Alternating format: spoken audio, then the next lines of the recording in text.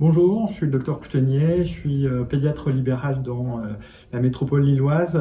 On va parler du repérage des troubles du neurodéveloppement et de leur adressage à la PCO. Pourquoi il est important de repérer précocement les troubles du neurodéveloppement? Comme vous le savez très certainement, plus on prend en charge rapidement ce genre de pathologie, plus on a de chances d'avoir une récupération et éviter que l'enfant s'enquisse dans une pathologie qui est de plus en plus importante. Comment faire? Au cours d'une consultation standard ou lorsque des parents vous interpellent sur une inquiétude qu'ils pourraient avoir auprès de leurs enfants, on va faire un dépistage, on va poser des questions qu'on a utilisées régulièrement dans la consultation, ce qu'on fait habituellement sur quels sont son niveau de développement à l'âge où il a. Et en fonction de ça et d'une grille de remplissage qu'on pourrait avoir à côté, on va voir s'il est dans le cadre ou pas dans le cadre, dans les repères qu'on a habituellement pour l'âge. Si on rentre un petit peu dans le détail de la consultation elle est somme toute relativement classique. Elle comporte un interrogatoire où on va chercher à savoir s'il y a des antécédents spécifiques de troubles du neurodéveloppement, est-ce qu'il y a des troubles du comportement particulier, est-ce que le sommeil est compliqué, est-ce qu'il y a une agitation, est-ce que sur le plan de l'alimentation, on retrouve un trouble de sensorialité ou des difficultés pour manger certains aliments, certaines textures. Tout ça sont des éléments qui vont nous orienter sur un trouble du neurodéveloppement.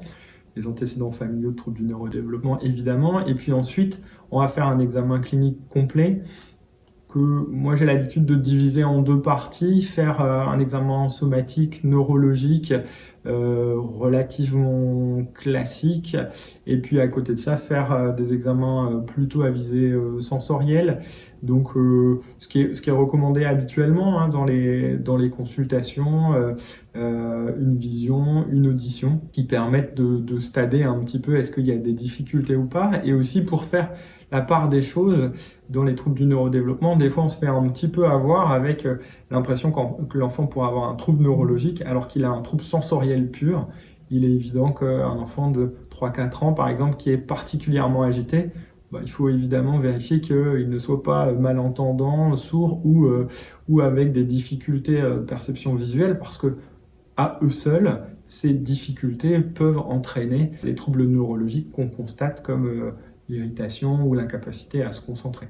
Donc voilà un peu comment je trouve qu'il est pas mal de faire la consultation. Après, chacun l'amènera comme il veut, mais il est important d'avoir un examen clinique complet, un examen, je dirais, sensoriel complet et une histoire clinique et les antécédents familiaux pour cet enfant. Tout ça vous aidera à remplir la grille de repérage de toute façon. Vous pouvez faire d'ailleurs les deux ensemble. Parfois, de s'être imprégné de la grille de repérage avant vous permet d'avoir une attention spécifique sur certains éléments qui sont peut-être pas toujours de l'ordre de la routine. S'il sort du repère, si dans la grille de repérage on trouve plusieurs items qui concordent pas avec l'âge, on aura un intérêt à pouvoir soit prendre en charge soi-même si on est en capacité de le faire, soit adresser. Et là où on peut adresser, si l'enfant n'a jamais eu de prise en charge au préalable, MDPH ou d'ALD, il peut être intéressant d'avoir un relais avec la PCO de votre secteur. Il y a une PCO dans chaque secteur et on en individualise plusieurs dans la région. Vous trouvez ces références sur le site. Et donc, chaque PCO fonctionne avec ses critères de recrutement. Donc, je vous encourage à remplir d'un côté la grille de repérage et de l'autre côté la grille spécifique de votre PCO qui prendra les différents éléments. Ensuite, vous adressez tout ça à la PCO en fonction du secteur, soit par courrier, soit par mail. Ça encore, c'est repris dans le site qui référence les PCO. Et puis, l'enfant sera convoqué le plus souvent dans les 2 mois qui suivent par la PCO. Le fait de l'adresser à la PCO ne vous éloigne pas de la prise en charge de ce patient. Vous restez acteur principal de cette prise en charge. C'est une coordination qui est faite avec la PCO. Et la PCO prendra en charge cet enfant s'il le juge nécessaire dans les potentiellement jusqu'à 2 ans qui suivent. Pour rappel, quand vous adressez un enfant à la PCO, cet enfant ne sera pas vu cliniquement par un docteur dans l'enceinte de la PCO. À la PCO, il y a des docteurs, mais ils vont analyser les données que vous leur donnez sur les grilles de repérage. Donc il est quand même important de faire un examen clinique complet pour que le médecin puisse s'appuyer directement sur cet examen parce que lui, il n'aura pas l'opportunité de voir l'enfant. Donc j'avoue que moi, dans les consultations, j'ai l'habitude de faire marcher l'enfant ou de taper les réflexes ou de vérifier qu'il n'y ait pas de déficit moteur ou sensoriel. Si c'est pas forcément une habitude que vous avez, dans ce cadre-là, il n'est pas inintéressant de le faire parce que sinon, on risque de vous redemander par la suite des compléments d'informations sur tel ou tel type d'éléments de l'examen clinique qui reste standard, hein, certes, mais que parfois par routine, on ne fait pas systématiquement.